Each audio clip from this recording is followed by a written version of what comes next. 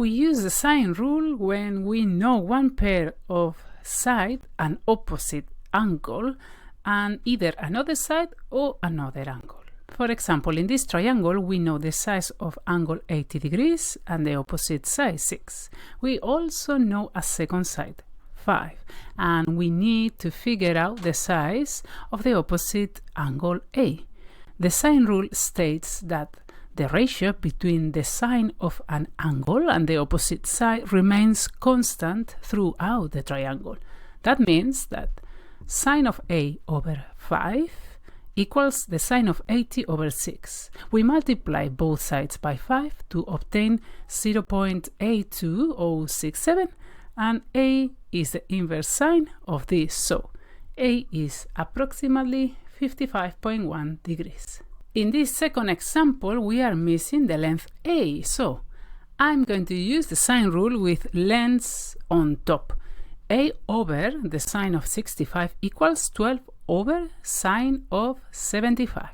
That way, making A the subject is easier. We multiply both sides by sine of 65, and A is 12 divided by sine of 75 and multiply by sine of 65, approximately 11.3. You are standing at point A. The angle of elevation from A to the top of the house C is 10 degrees.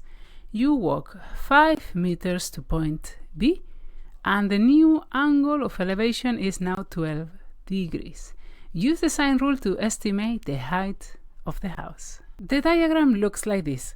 Angle ABC makes a straight line with 12, so ABC is 168. Since angles inside a triangle add up to 180, angle BCA must be 2 degrees. Now that we have angle and opposite side, 5 meters, we can use the sine rule.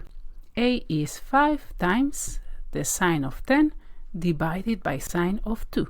A is approximately 24.9 meters. Notice that 24.9 is the hypotenuse of a right angle triangle where H is the opposite side to the angle 12 degrees.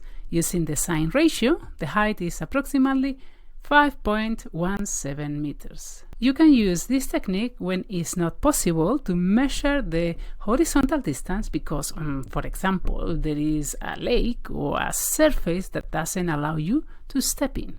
Take note of the sine rule and practice, practice, practice.